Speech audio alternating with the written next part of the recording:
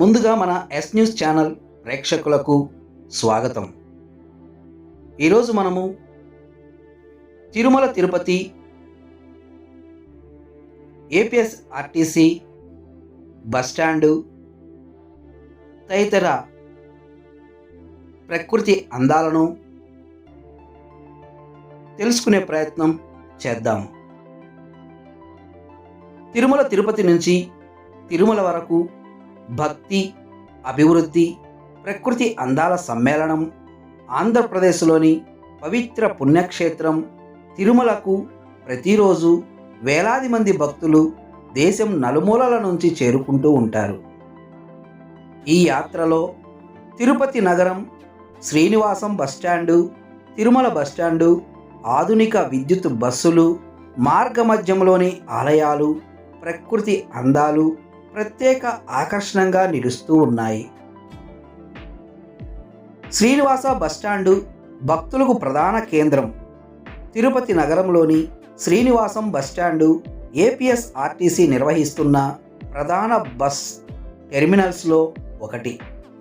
రాష్ట్రంలోని వివిధ జిల్లాలు, గ్రామాలు, పట్టణాల నుంచి వచ్చే ప్రయాణికులు ముందుగా ఇక్కడికి చేరుకుంటారు. విశాలమైన వేచి ఉండే హాళ్ళు, టికెట్ కౌంటర్లు, విశ్రాంతి గదులు, త్రాగునీటి సదుపాయాలు భక్తులకు అందుబాటులో ఇక్కడ ఉంటాయి. ఇక్కడి నుంచి తిరుమలకు ప్రత్యేక బస్సులు నిరంతరం నడుస్తూ ఉంటాయి. భక్తుల రద్దీని దృష్టిలో ఉంచుకొని ఏపీఎస్ఆర్టీసీ 24 గంటలు ప్రజలకు అందుబాటులో తమ సేవలను అందిస్తూ ఉంటుంది. తిరుమల బస్టాండు కొండపై రవాణా కేంద్రం. సప్తగిరుల మధ్యలో ఉన్న తిరుమల బస్టాండు భక్తుల ప్రధాన రవాణా కేంద్రంగా పనిచేస్తుంది. ప్రతిరోజు వేలాది మంది భక్తులు ఇక్కడికి చేరుకుంటారు. బస్టాండు నుంచి శ్రీ వెంకటేశ్వర స్వామి ఆలయము, వసతి సముదాయాలు, అన్నప్రసాద కేంద్రాలు, ఉచిత మరియు ప్రత్యేక బస్సు సౌకర్యాలు ఉన్నాయి.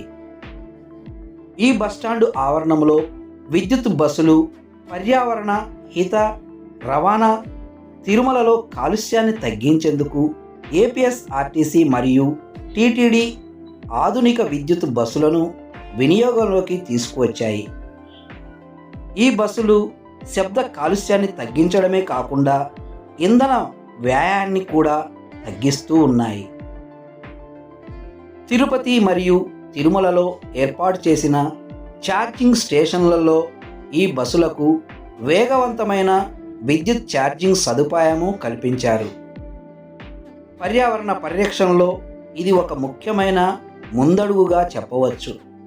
గ్రామాల నుంచి వచ్చే భక్తుల యాత్ర ప్రకాశం, నెల్లూరు, కడప, చిత్తూరు, అనంతపురం, గుంటూరు తదితర జిల్లాల గ్రామాల నుంచి భక్తులు ఏపీఎస్ఆర్టీసీ బస్సుల్లో తిరుపతికి చేరుకుంటారు.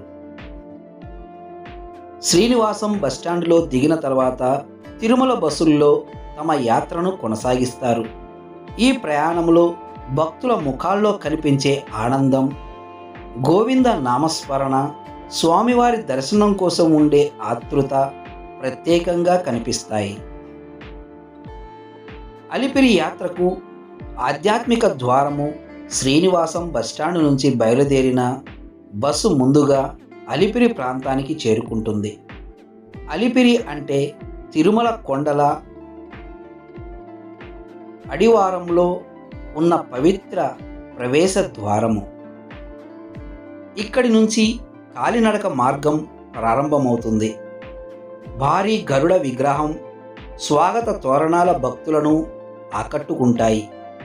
వేలాది మంది భక్తులు ఇక్కడి నుంచి మెట్ల మార్గంలో తిరుమలకు ప్రయాణం మొదలు పెడతారు. శ్రీనివాస మంగాపురం మార్గంలో కనిపించే విశేషాలు. అలిపిరి నుంచి శ్రీనివాస మంగాపురం వైపు ప్రయాణిస్తున్నప్పుడు రహదారి ఇరువైపులా తిరుపతి నగర అభివృద్ధి స్పష్టంగా కనిపిస్తుంది. ఆధునిక షాపింగ్ కాంప్లెక్స్లు, హోటళ్ళు మరియు రెస్టారెంట్లు, విద్యా సంస్థలు, ఆసుపత్రులు, పెద్ద వ్యాపార సముదాయాలు, యాత్రికుల కోసం ఏర్పాటు చేసిన సేవా కేంద్రాలు, ప్రయాణం సాగుతున్న కొద్దీ నగర రద్దీ తగ్గి పచ్చని చెట్లు, వ్యవసాయ పొలాలు, కొండల అందాలు దర్శనమిస్తాయి. ప్రకృతి అందాలు తిరుమల కొండల చుట్టూ విస్తరించిన శేషాచల అటవీ ప్రాంతం ఈ ప్రయాణానికి మరింత అందాన్ని చేకూరుస్తుంది. దూరంగా కనిపించే కొండలు, పచ్చని అడవులు, స్వచ్ఛమైన గాలి భక్తులకు ఆహ్లాదాన్ని కలిగిస్తాయి. వర్షాకాలంలో ఈ ప్రాంతం మరింత సుందరంగా మారుతుంది. కొండలపై మేఘాలు తెలియాడే దృశ్యాలు యాత్రికులను మంత్రముగ్ధులను చేస్తాయి.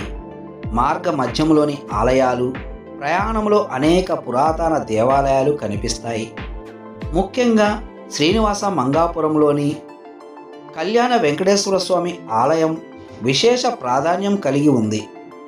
తిరుమల దర్శనానికి ముందు ఈ ఆలయాన్ని సందర్శించే భక్తులు కూడా అధిక సంఖ్యలో ఉంటారు.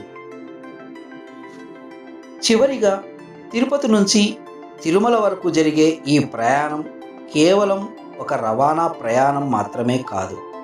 ఇది భక్తి, అభివృద్ధి, ఆధునిక సదుపాయాలు, పర్యావరణ పరిరక్షణ, ప్రకృతి అందాల సమ్మేళనం. శ్రీనివాసం బస్టాండ్ నుంచి ప్రారంభమై తిరుమలలో శ్రీ వెంకటేశ్వర స్వామి సన్నిధిలో ముగిసే ఈ యాత్ర ప్రతి భక్తుడి జీవితంలో ఒక మరపురాని అనుభూతిగా నిలిచిపోతుంది. మా ఈ ప్రత్యేక వీడియో మీకు నచ్చితే మీ ప్రోత్సాహంగా మా ఛానల్ను సబ్స్క్రైబ్ చేసి, లైక్ చేసి మీ మిత్రులకు ఈ వీడియోను షేర్ చేయగలరు.